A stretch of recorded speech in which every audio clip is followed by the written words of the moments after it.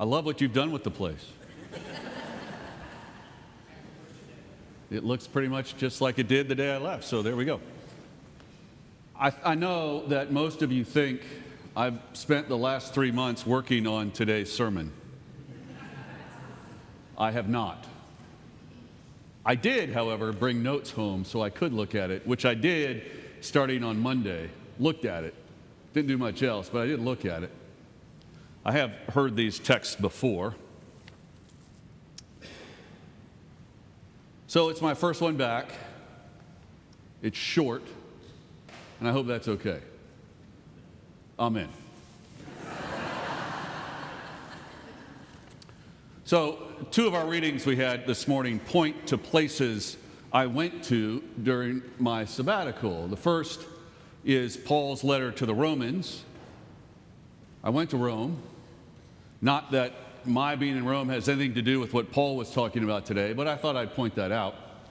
The second one is not quite as obvious. James will know it. He heard it earlier today, so he definitely knows it now, but it's the Psalm. And in particular, the first verse of the Psalm, and I'm going to paraphrase it or change the wording a little bit. It's the Swanee motto, that first verse. Ecce quam bonum, behold how good. Behold how good and pleasant it is for people to dwell together in unity. I was in Swanee for part of my sabbatical this summer, and behold, it was very good. Rained a lot, but that's okay. It's still a nice place to be, even in the rain. But I want to focus on that verse to start today. Behold how good and pleasant it is for people to dwell together in unity. We live in a divided world, indeed in a divided country, by politics, by religion, by social or economic status, you name it. But we are all children of God, even with our differences. We are united by that simple truth that we are all children of God. And this is what Paul is talking about in his letter to the Romans today.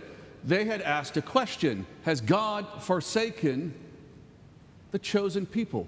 Why is it that the Jewish faithful are not responding to the gospel of Christ, but that the Gentiles are? Has God forgotten them? And Paul says, by no means, no. We are united as God's children, all of us, and we will all receive God's mercy just the same. Of course, when Paul speaks of the gospel, he's talking about the truth of Jesus and the acts of Jesus and the teachings of Jesus. He's not talking about the 4 books that we know as the Gospels, which at that point hadn't been all written yet. He's talking about Jesus specifically. And there's lots of talk of division today. Joseph and his brothers, Jews and Gentiles, clean and unclean, the house of Israel and the dogs. Today we hear the conclusion of the Joseph story. And last week you heard about how Joseph ended up where he is. And notice I said you heard because I wasn't here. So I didn't hear it last week. But you all did. And I'm going to ask the clergy up there, that was the only other Joseph part, wasn't it, during the summer? They don't even remember. That's how bad it is. Well, you started back with Abraham, you went through Isaac, you went through Jacob, you went through all this stuff. And we finally get to Joseph last week, and we hear about how his brothers are jealous of him. Remember, I don't know that you heard this part last week, but he had a dream where he was this bale of wheat or sheaf of wheat, and there were other sheaves of wheat bowing to him, and he said that dream, he told that dream. And remember, his dad gave him this coat. We know the musical Joseph and the Technicolor Dreamcoat. Well, that's not really what it means. It means a coat with long sleeves. And if you wore a coat with long sleeves, what did that mean? That means you didn't have to work. So because he had the long sleeves, he didn't have to work out in the fields, and the brothers were already jealous of him. But when he told that dream, they got even more jealous of him, and so they take him and they throw him in the hole, and they sell him off to slavery into Egypt. So today, and then all this other stuff happens in between, but remember, there's a famine. Joseph has a dream that tells the Pharaoh there's going to be a famine for 7. They're going to have 7 good years, then there's going to be a famine. So they're going to have 7 lean years. And so the Pharaoh says, well, store up stuff during the 7 good years so that we have it to distribute to the people.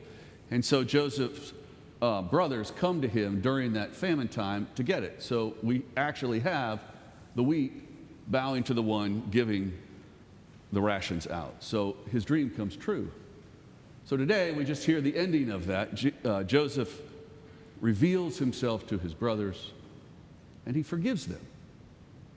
He reconciles with them because he says to them, do not worry about what you have done.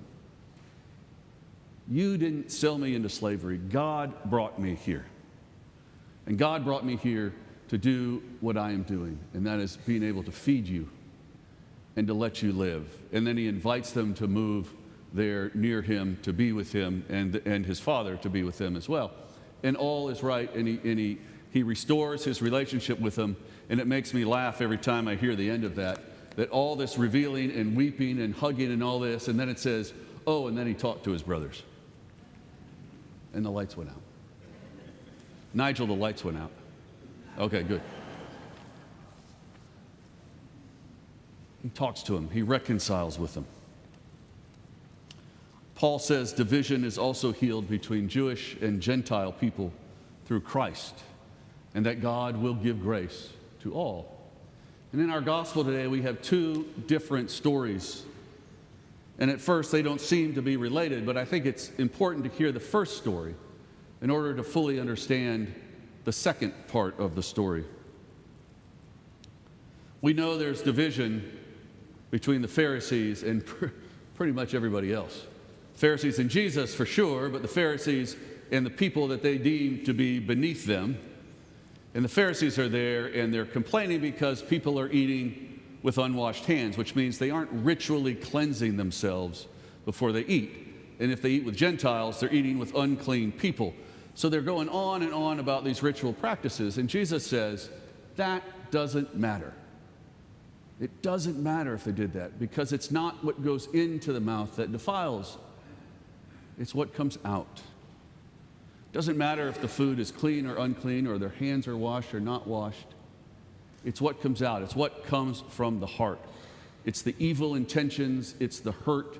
It's everything that you do and say that brings people down and causes division.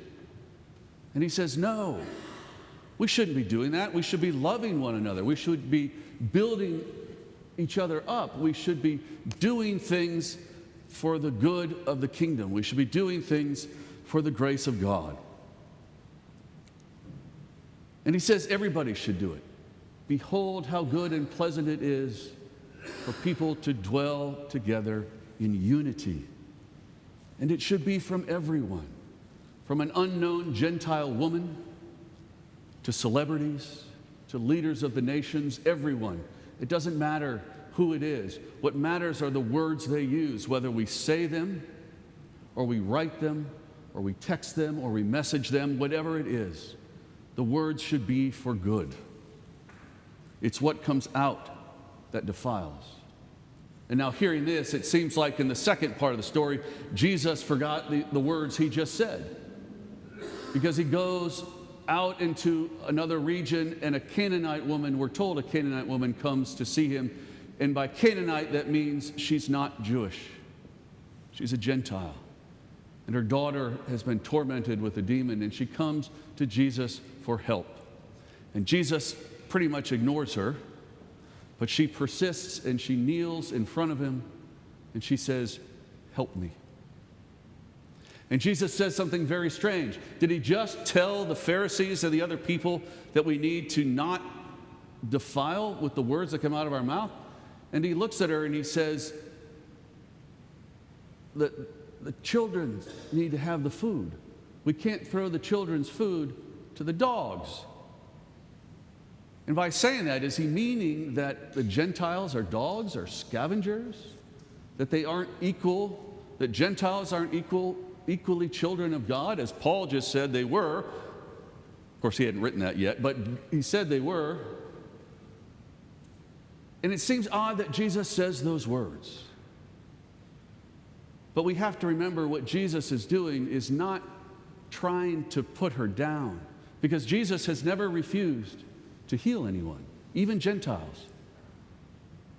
Jesus is challenging her because he wants to hear how she will respond. It's as if it were a parable that he's talking about, and that there was a way to solve what is going on. And the woman rises to the challenge. And she says, yes, yes. But even the dogs eat the crumbs that fall from the master's table. And Jesus knows he's been bested. But he's happy about it. He's excited about it. He's like, yes, she did what I wanted her to do. She rose to the challenge. She spoke back to me and she said the right thing. And he says, go, your faith, great is your faith. And her daughter was healed instantly. And Jesus then has a change in his ministry as he will then begin to go out into the Gentile parts of the world and to teach them as well, and to bring all of us, all the children of God, together to dwell in unity. Behold how good and pleasant it is for people to dwell together in unity. Where there was division, there is now reconciliation and healing. It is a turn for Jesus. But they will begin to dwell together in unity. And I'm happy to be back dwelling with all of you. Amen.